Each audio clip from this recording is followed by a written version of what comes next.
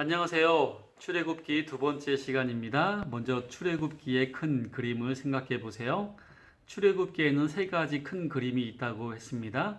첫 번째 그림은 모세의 이야기, 두 번째 그림은 출애굽 과정, 세 번째 이야기는 시내산 사건. 이렇게 크게 세 그림이 있는데요. 우리가 지난 시간에는 모세의 이야기를 함께 살펴보았습니다.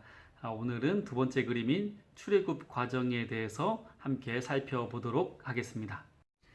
출애굽 과정은 세 가지 키워드가 있습니다. 첫 번째 키워드는 10가지 재앙, 두 번째 키워드는 유월절, 세 번째 키워드는 홍해입니다. 그래서 우리가 먼저 첫 번째 키워드인 10가지 재앙에 대해서 함께 나누도록 하겠습니다. 모세는 하나님의 명령으로 미디안 땅을 떠나 애굽으로 돌아오게 됩니다. 그곳에서 형 아론을 만나게 되고요. 이스라엘 사람들에게 하나님의 뜻을 전하게 됩니다.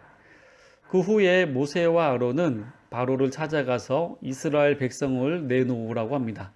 더 정확하게 말하면 이스라엘 백성을 해방하라고 한 것이 아니라 하나님께 제사를 드리기 위하여서 3일 정도 거리에 가서 제사를 드리겠다고 요구한 것입니다.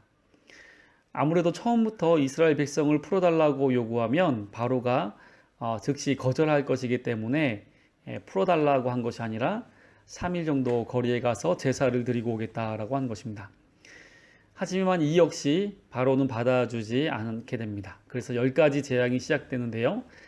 10가지 재앙이 진행되면서 바로는 처음에는 너무 멀리 가지 말라 이렇게 협상하기도 했고 어린아이들은 놔두고 어른들만 갔다 오라 하기도 하였고 마지막에는 가축은 놔두고 사람만 갔다 오라 이렇게 협상을 했는데 모세는 모든 사람과 모든 가축을 데리고 가겠다고 하여서 번번이 협상은 깨지게 됩니다. 결국 마지막 10번째 재앙을 만나면서 바로는 손발을 들게 되는데요. 그렇다면 10가지 재앙이 무엇일까요? 그림을 보신 것과 같이 피, 개구리, 이, 파리, 그리고 가축 전염병, 그리고 악성, 종기, 우박, 메뚜기, 흑암, 장자의 죽음 이렇게 10가지 재앙입니다. 이것을 순서대로 외우는 것이 쉽지는 않습니다. 그래서 보통 첫 글자를 타서 피, 개, 이파, 각, 우매, 흑장 이렇게 외우기도 하는데요. 저는 연상 기억으로 외웠었습니다. 제가 연상 기억을 한번 말씀드릴 테니까 한번 들어보세요. 강이 피로 물들자 강에 살던 개구리가 물 밖으로 나왔어요. 근데 이미 물을 마셨기 때문에 개구리가 이제 거품을 물고 죽는데 이 거품이 마치 이처럼 생겼어요. 이처럼 생긴 그 알에서 이제 파리가 나와서 가축에 닿으니까 가축에 전염병이 들었고요. 이 가축을 먹은 사람들 몸에서 종기가 나기 시작합니다.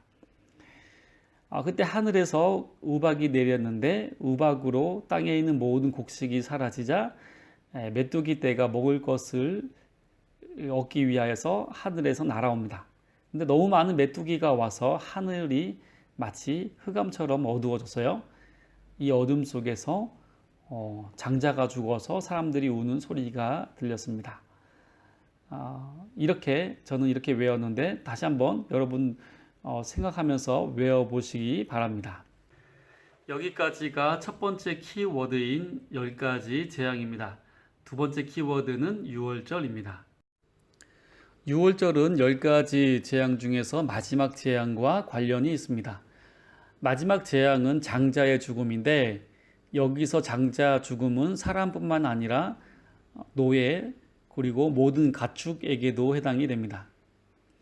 그런데 이 죽음의 그늘이 애굽에 덮치게 되면 애굽에 있는 모든 장자가 죽게 되기 때문에 애굽에 살던 이스라엘 사람들도 해당이 되었습니다. 그래서 하나님께서는 죽음의 그늘이 닿지 않도록 이스라엘 사람들이 사는 곳에는 표식을 하라고 하는데요. 그것은 어린 양의 피를 문 위아래로 바르는 것입니다. 그래서 그 피가 바른 그 집은 죽음의 그늘이 들어가지 않고 넘어가게 됩니다. 이렇게 넘어간다는 의미로 한자로 유월이라고 하는데요. 넘어간다라는 의미죠. 그리고 영어로는 패스오버이라고 합니다. 하나님께서는 이 사건을 통해서 이스라엘 자손에게 사람이나 가축이나 이제 앞으로 처음 태어난 것은 구별하여서 하나님께 드리도록 하라고 하였습니다.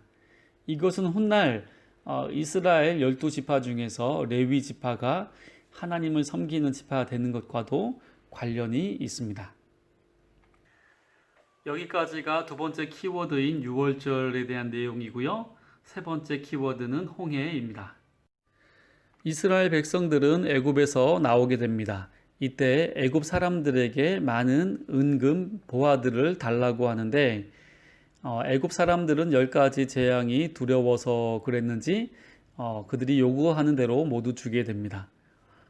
그리고 이스라엘이 애굽에서 나올 때에는 이스라엘 백성만 나온 것이 아니라 당시에 애굽의 노예로 살고 있던 다른 민족들도 같이 나오게 됩니다.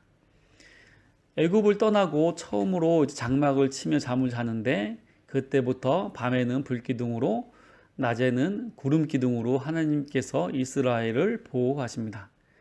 이제 3일이 되는 날 바로는 이스라엘 사람들이 제사를 드리러 간 것이 아니라 도망친 사실을 깨닫고 다시 이스라엘을 잡기 위하여 많은 병력을 동원하여 잡으러 갑니다. 이 사실을 알게 된 이스라엘 백성들은 모세를 원망하게 되는데요. 애굽에 무덤이 없어서 우리를 이 광야에서 죽게 하느냐 이렇게 모세를 원망합니다. 그때 모세가 아주 유명한 말을 합니다. 너희는 두려워하지 말고 가만히 서서 여호와께서 오늘 너희를 위하여 행하시는 구원을 보라. 여호와께서 너희를 위하여 싸우시리니 너희는 가만히 있을지니라. 사실 위태한 상황에서 가만히 있는 것은 쉬운 일이 아닙니다. 하지만 그 상황에서 무엇인가 하려는 모습은 문제를 해결하는 것이 아니라 오히려 더 큰 문제를 만들게 되죠. 마치 물에 빠진 사람을 구하는 것과 같다고 할 수 있습니다. 물에 빠진 사람이 가만히 있어야 구하는 사람이 쉽게 구할 수 있는데 그렇지 않고 자기도 뭔가 해보려고 하는 것은 서로 위험하게 하는 것이죠. 어려울 때 가만히 서서 하나님을 바라보는 것은 가장 큰 믿음의 모습이기도 합니다. 하나님께서는 불과 구름 기둥으로 애굽 병사를 어지럽게 하셨고 동풍을 불게 하셔서 홍해를 갈라지도록 하셨습니다. 이스라엘 백성이 홍해를 지나는 모습을 보고 이제 애굽 병사도 홍해를 지나서 쫓아오는데 이제 바람이 멈추자 바다가 닫히게 되었고 애굽 병사는 모두 죽게 되었습니다. 여기까지가 세 번째 키워드인 홍해 사건입니다. 이제 마무리하도록 하겠습니다. 지금까지 배웠던 것들을 다시 한번 생각해 보세요. 출애굽기에는 세 가지 큰 그림이 있다고 했습니다. 첫 번째 그림은 모세의 이야기, 두 번째 그림은 출애굽 이야기, 세 번째 그림은 시내산 이야기입니다. 우리가 지난 시간에 모세의 이야기를 함께 살펴보았는데요. 모세의 이야기 역시 세 개의 작은 그림이 있다고 했습니다. 어린 모세, 40세의 모세, 80세의 모세 다 기억하시죠? 그리고 오늘 우리가 출애굽 이야기를에도 세 가지 키워드가 있다라고 했습니다. 첫 번째 키워드는 10가지 재앙, 두 번째는 유월절, 세 번째는 홍해. 이렇게 세 가지 키워드를 생각하시면서 복습하시길 바랍니다. 다음 시간에는 우리가 출애굽기 세 번째 큰 그림인 시내산 이야기를 함께 나누도록 하겠습니다. 감사합니다.